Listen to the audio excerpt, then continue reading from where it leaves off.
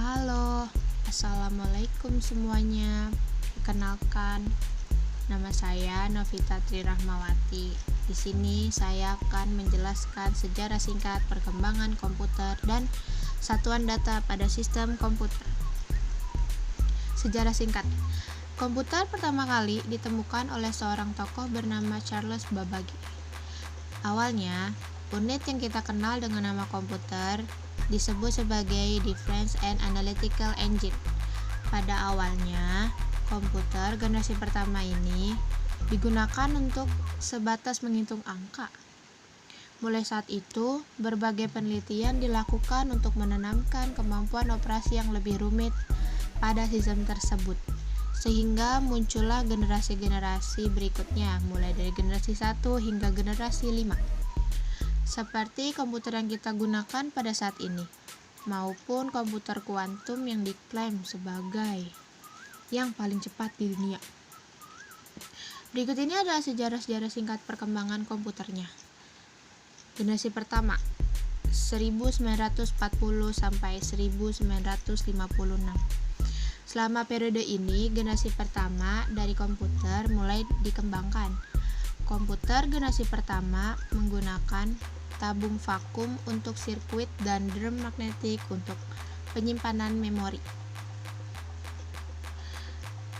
Tabung vakum digunakan untuk memperkuat sinyal dengan mengendalikan gerakan elektron di ruang evakuasi. Komputer generasi pertama sangatlah sulit untuk dioperasikan dan berbiaya sangat mahal. UNIVAC dan ENIAC adalah contoh komputer generasi pertama yang digunakan Badan Sensus Amerika Serikat. Selanjutnya, generasi kedua, tahun 1959 sampai 1965. Teknologi tabung vakum mulai tergantikan dengan transistor. Penggunaan transistor pada komputer mulai digunakan di akhir tahun 1950-an. Keunggulan transistor adalah bentuknya yang lebih kecil. Dengan bentuk minimalis dari transistor, komputer menjadi lebih kecil dan hemat energi. Di generasi kedua ini, bahasa pemrograman mulai diperkenalkan, seperti contohnya COBOL dan Fortran.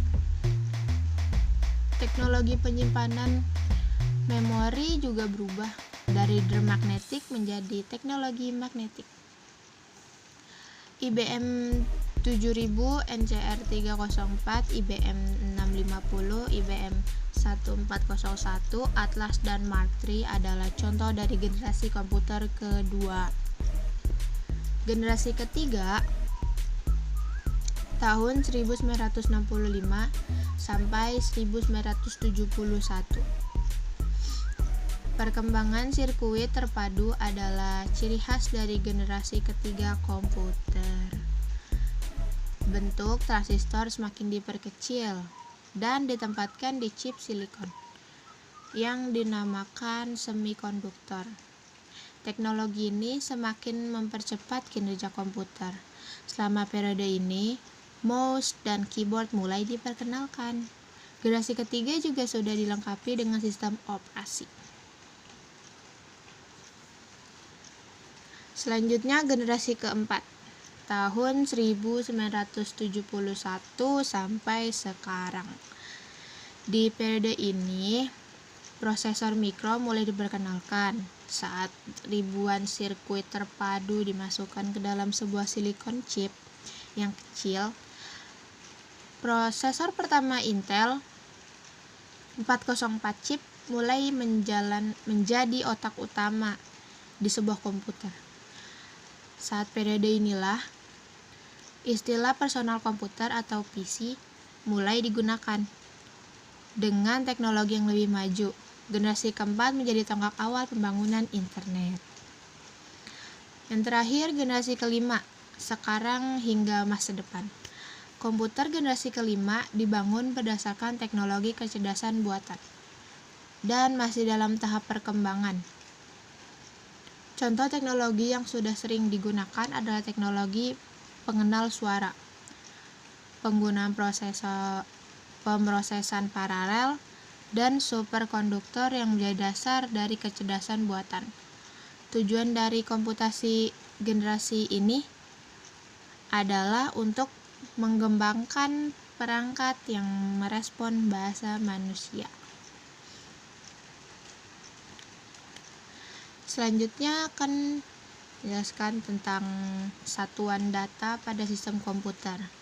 Satuan data pada sistem komputer penting untuk diketahui, seperti hard disk, flash disk yang kita gunakan mempunyai kapasitas yang dinyatakan dalam byte. Misalnya 120 GB. Satuan data terkecil dalam sistem komputer adalah bit atau binary digit atau angka biner. Di atas satuan bit terdapat byte, kilobyte, megabyte, gigabyte, terabyte, dan petabyte. Kita juga pernah mendengar istilah kilobit, megabit. Istilah ini biasanya dikaitkan dengan kecepatan transfer data, misalnya 100 Mbps atau megabit per second. Berikut ini merupakan beberapa satuan-satuan dari sistem komputer. Ada bit, byte, kilobyte, megabyte, gigabyte, dan terabyte. Ada juga petabyte, exabyte, zettabyte, yottabyte, dan brontobyte. Ini merupakan pengertian satuan data bit. Singkatan dari binary digit atau angka biner, merupakan satuan data terkecil. Nilainya cuma 1 dan 0. Walaupun kelihatannya sederhana, tapi dua angka inilah yang mengalir terus dalam PC. Berputar dari prosesor ke motherboard, chip memori, sampai ke perangkat penyimpanan data atau output lainnya. Ataupun sebaliknya, bit mengalir sebagai sinyal-sinyal listrik, ibarat saklar, angka 0 berarti off, sedangkan angka 1 berarti on. Begitulah rangkaian data yang jumlahnya miliaran bahkan triliunan bit, mengalir bagai orang menekan tombol on-off secara berulang-ulang dan cepat. Akan tetapi, bit punya wujud fisik juga. Pada sebuah CD, contohnya, bit tampak sebagai bintik-bintik yang amat kecil pada permukaan disk. Sinar laser CD-ROM drive memungkinkan membaca dan mengubah menjadi sinyal listrik yang komputer. Yang kedua, byte. Byte terbentuk dari 8 bit. Sebuah byte merupakan kumpulan bit terkecil yang dapat dimengerti komputer. Sebuah byte mewakili angka desimal dari 0 sampai 255. Byte juga digunakan untuk mewakili huruf-huruf, angka-angka, simbol-simbol lain dalam bentuk ASCII, American Standard Code for Information. Yang ketiga, kilobyte. Satuan kilobyte data berjumlah begitu bermakna. Sama saja seperti halnya kita mengetik sebuah huruf dalam notepad. Tidak ada artinya. Dokumen biasanya tersimpan dalam komputer dengan ukuran kilobyte. Satuan kilo biasanya berarti 1000 atau 1 kilobyte. Tidak sama dengan 1000 byte. Komputer akan bekerja dengan sistem biner. Maka 1 kilobyte sebenarnya sama dengan 1024 byte. Selanjutnya megabyte, di atas kilobyte. Kita menemukan satuan megabyte atau MB. Biasanya orang menyebutnya 1 mega saja. 1 MB sama dengan 1024 kilobyte. Dan itu artinya 1 MB sama dengan 1.048.576 byte, bukan 1.000.000 byte. Memori komputer pada umumnya diukur dengan satuan ini, misalnya 64 MB, 128 MB, 256 MB, 512 MB, dan seterusnya. Selanjutnya gigabyte. Ukuran penyimpanan data di komputer ini tidak lagi menggunakan satuan megabyte. Coba saja periksa hard disk yang ada di pasaran saat ini. Semua sudah menggunakan gigabyte atau GB. Satuan gigabyte sama dengan 1024 MB. Di atas satuan ini ada satuan terabyte atau TB yang sama dengan 1024 GB atau GB. Kapasitas hard disk diukur dengan GB. Terabyte. Sebuah terabyte adalah sekitar 1 triliun byte atau 1000 GB. Sekarang 1 atau 2 terabyte adalah spesifikasi normal untuk komputer baru. Untuk meletakkannya dalam perspektif tertentu, sebuah terabyte bisa menampung sekitar 3,6 juta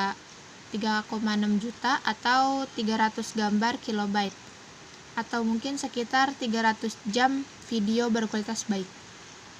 Petabyte. 1 petabyte adalah sekitar 1000 terabyte atau 1 juta gigabyte. Sulit untuk membayangkannya. Apa yang petabyte bisa terus? 1 petabyte kurang lebih bisa memiliki 20 juta lemari arsip 4 pintu penuh teks. Hal ini bisa memegang 500 miliar halaman teks cetak gambar standar. Ini akan memakan waktu sekitar 500 juta disket untuk menyimpan jumlah data yang sama. Selanjutnya exabyte. 1 exabyte adalah sekitar 1000 petabyte. Cara lain untuk melihatnya bahwa exabyte kira-kira 1 byte triliun atau 1 miliar gigabyte. Wow. Tidak banyak untuk membandingkan exabyte. Telah dikatakan bahwa 5 exabyte akan sama dengan semua kata yang pernah diucapkan oleh umat manusia. Zettabyte. 1 zettabyte adalah sekitar 1000 exabyte. Tidak ada untuk membandingkan zettabyte, akan tetapi untuk mengatakan bahwa itu mengambil seluruh banyak 1 dan 0 untuk mengisi itu. Selanjutnya yottabyte. 1 yottabyte adalah sekitar 1000 zettabyte. Ini akan memerlukan waktu sekitar 11 triliun tahun untuk mendownload file yottabytes dari internet menggunakan broadband daya tinggi. Kita dapat membandingkannya ke World Wide Web sebagai seluruh internet hampir mengambil tentang yottabyte. Dan yang terakhir brontobyte. 1 brontobyte adalah sekitar 1000 yottabytes. Satu-satunya yang ada untuk mengatakan tentang brontobyte adalah bahwa itu adalah 1 diikuti dengan 27 nol. Terima kasih. Wassalamualaikum warahmatullahi wabarakatuh.